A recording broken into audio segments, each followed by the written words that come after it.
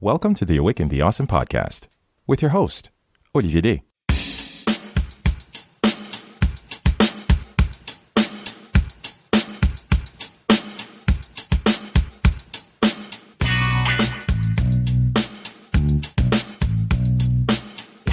This is Awaken the Awesome, a podcast where we acknowledge that we are all in this together.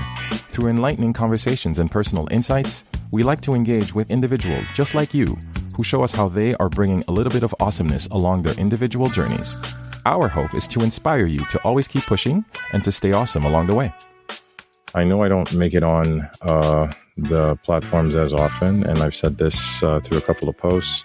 I'm taking some step back from, just social media as a whole, and I'm really focusing on, actual work that I believe can serve my community on a greater scale, if you will.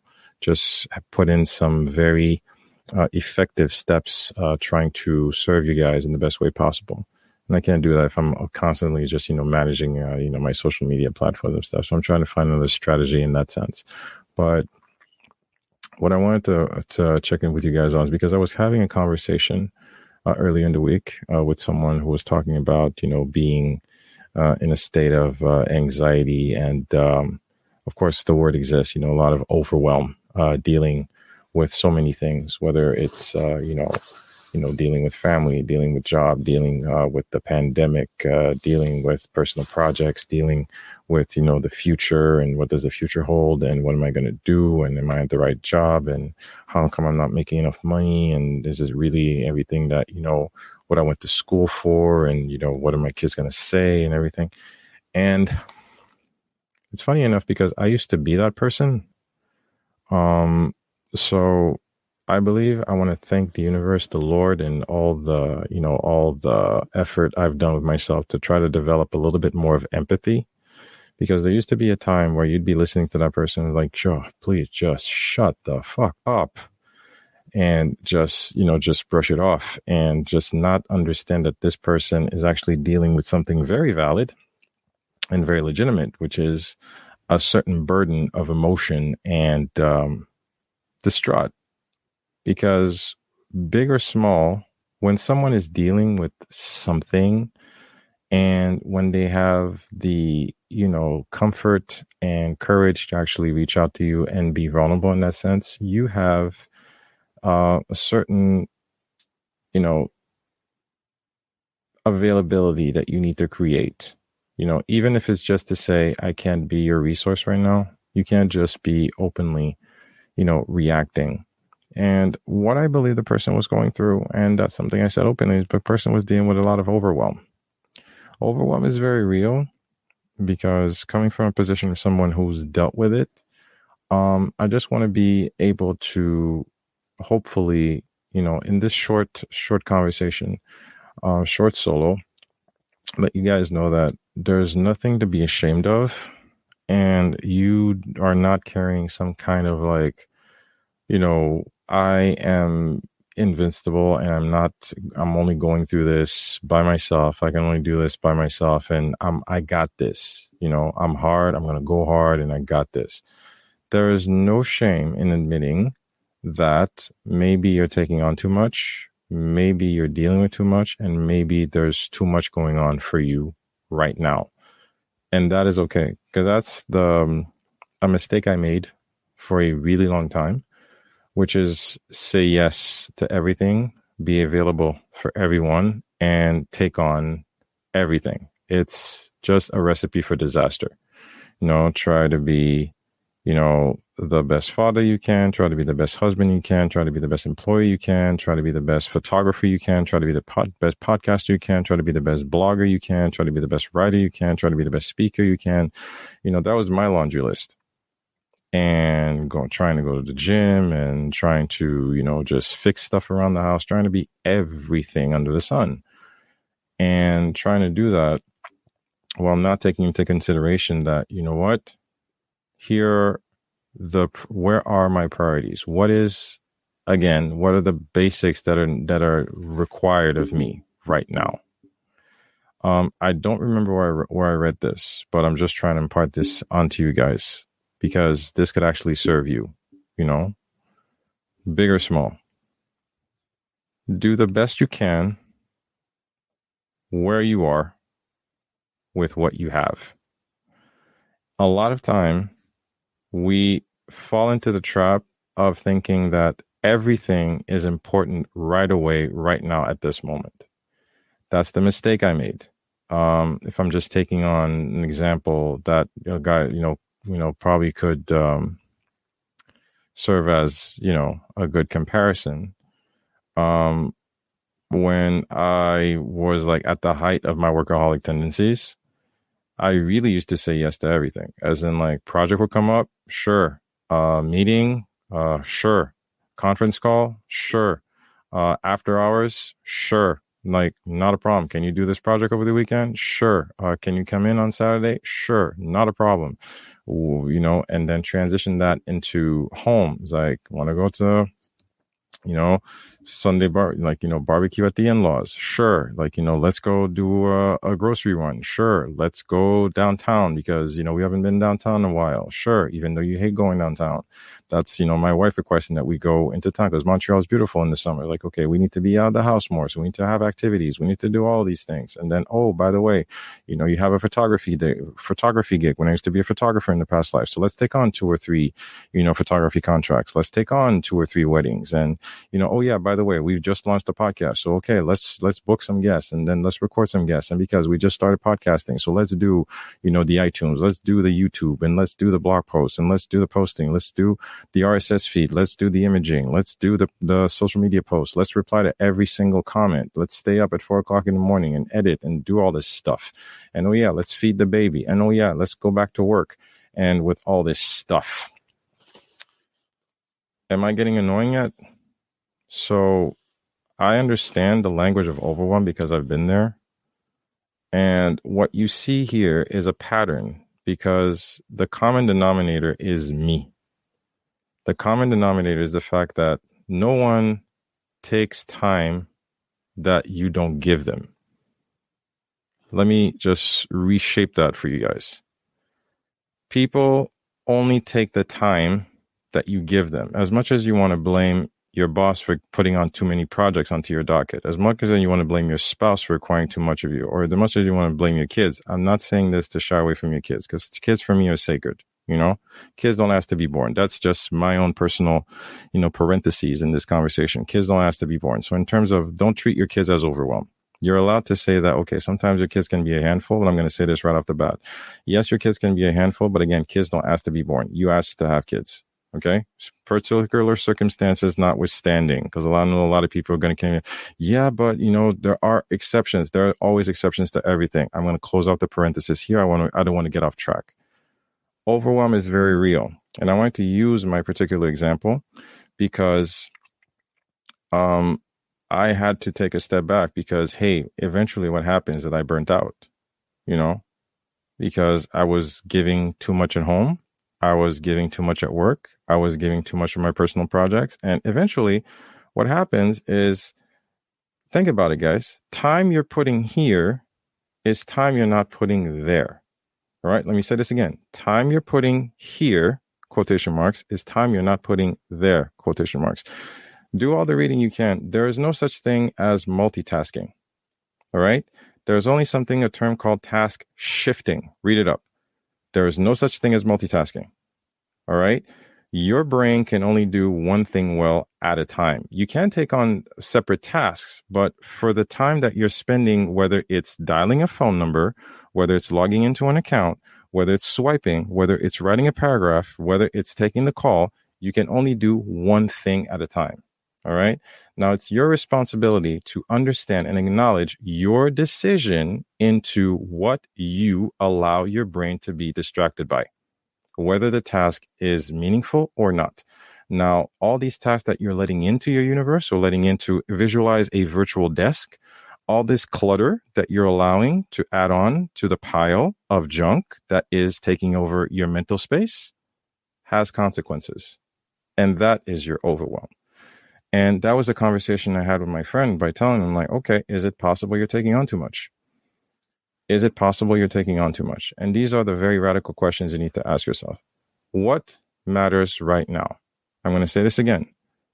Do what you can, do the best you can with what you have where you are.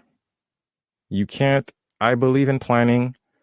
I believe in project management. I believe in having timelines. I believe in having, end dates and deadlines and stuff. But I also believe in balance. I say this a lot, you can't give what you don't have. You're no use to anyone if you're worn out. You're no use to anyone, especially if you're dead.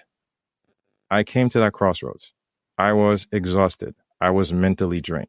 I was not present, and I was not giving the best of myself. Overwhelm is very real. And sometimes for a lot of people, when they want to shift the blame and point other people, they have a very hard time coming to the truth of the mirror and looking at the fact that, you know what, maybe the only common denominator being me. So the first person responsible is me. You have the power to tell your boss, listen, I understand you want me to take on this project.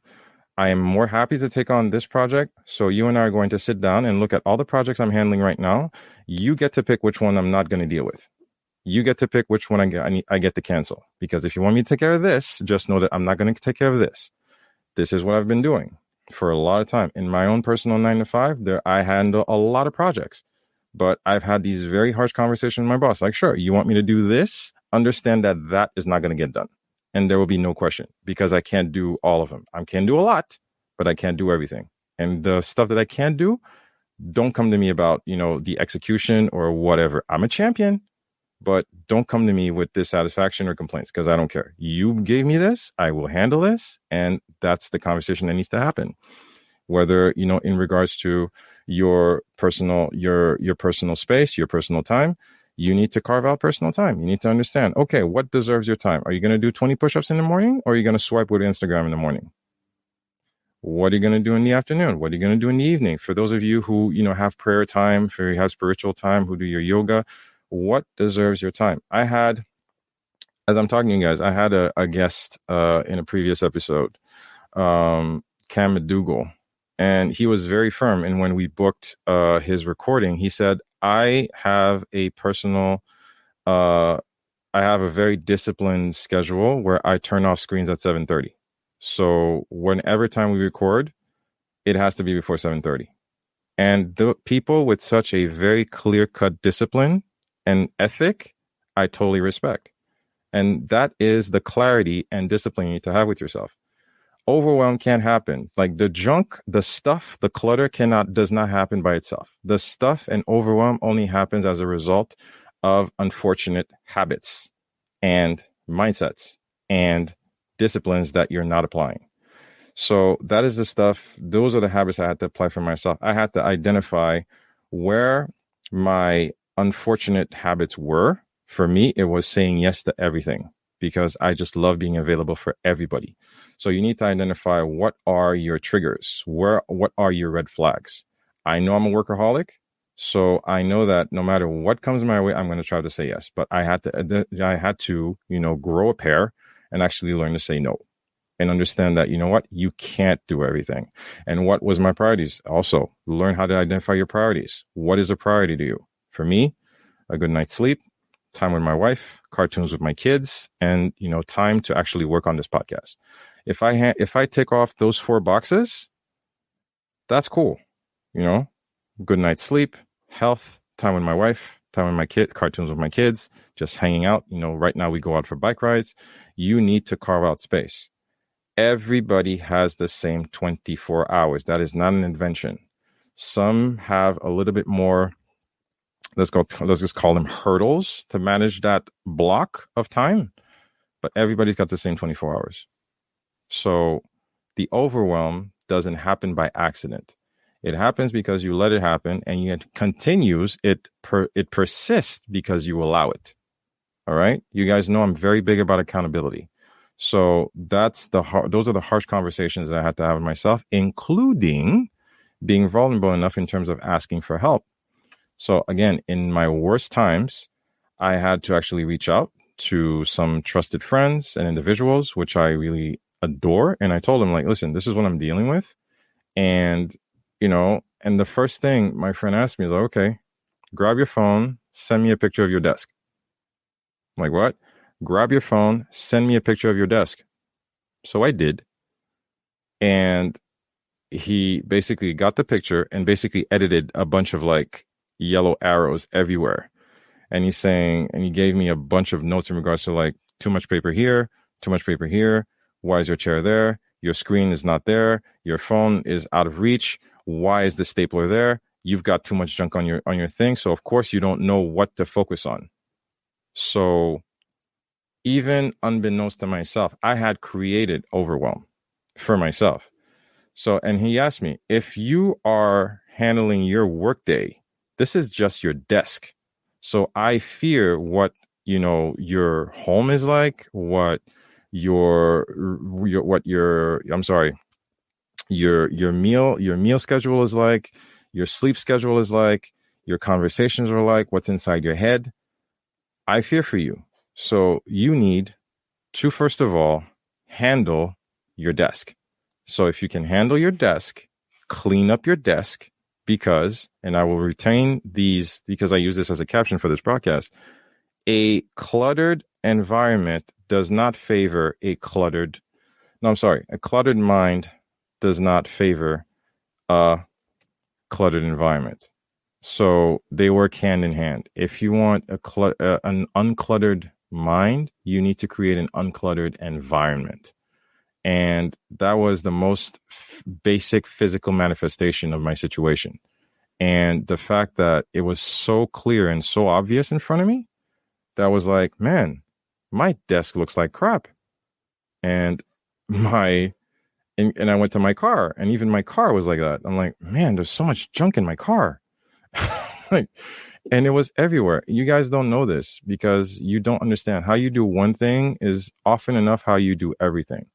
A lot of you are going to tell me like, no, it's not true. It's not true. Trust me. On a molecular level, most people, you don't think about how you brush your teeth. You can wake up blindfolded or blind even and still brush your teeth.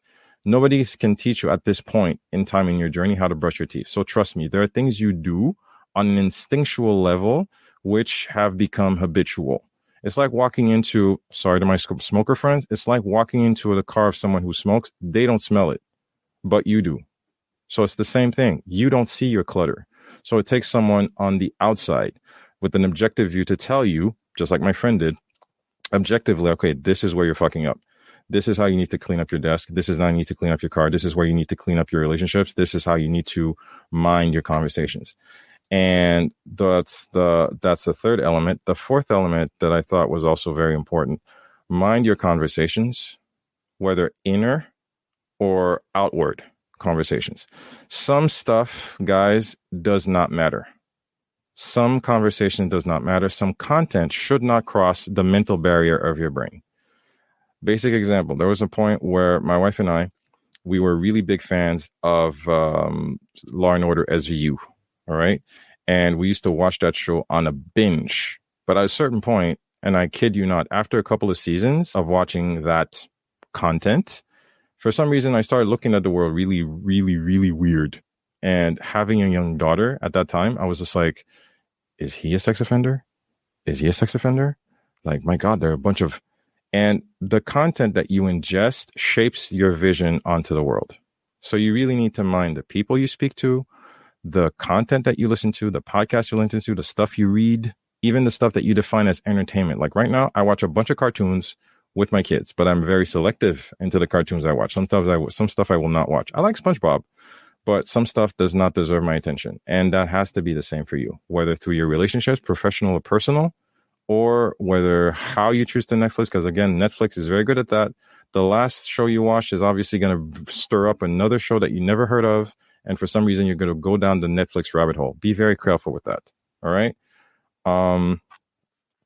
But that plays a huge role into what you choose to actually pile on to your mental real estate. Be very protective of that. That's the best thing that I want to say and leave you guys with. You have to be very protective of your mental real estate because the overwhelm, like I said, does not happen by accident. All right. It's the unfortunate result of some habits and processes that you have unfortunately let happen. But the good news is it's doable, it's possible, and it's easier than you think. And it starts with a choice. Again, you guys know I'm very big about accountability. So there's no sugarcoating it. There is effort to be made on your part, same way I did. It's not easy. You're going to have to cut some habits. You're going to have to cut some subscriptions, and you have to cut some friendships if it has to come to that, near or far, because you know what? Your greatness depends on it. All right. Here's to you. Just going to sign you guys off. Here's to your wonderful, wonderful being. Here's to all the greatness that you deserve. Here's to building better habits. And here's to seeing you, just clear your virtual desk and also your mental real estate, less junk and more greatness, so you can overcome and overtake that overwhelm. Always available for you guys. If you want to reach out to me, you know where to reach me, awakentheawesome@gmail.com or on the Instagrams or anywhere. I'm pretty reachable these past few, even if I've made myself a bit scarce on the platform, as I said, but I'm always available. If you guys want to talk a little bit more about Overwhelm, if you want to revisit this topic again, I'm more than happy to help you guys. And if this content resonated with you, feel free to let me know or share. This is going to be available on both YouTube and Instagram. So I'm also going to make an actual recording of this live for also to be available on the podcast a little bit later. So subscribe to the feed if you want it. But again, as always, thanks for being here. Love you guys so much. Thanks so much for the incredible support. Still a work in progress, but we're taking it one step at a time. Love you guys much. As always, stay blessed, stay safe. Have a great evening. Stay awesome. This has been another episode of the Awaken the Awesome podcast. We always love to get your feedback, so please do drop us a line via Instagram, Facebook, or email. Our email address, awakentheawesome@gmail.com. Do visit our official website at awakentheawesome.ca, where you can find our entire back catalog of episodes and incredible guests.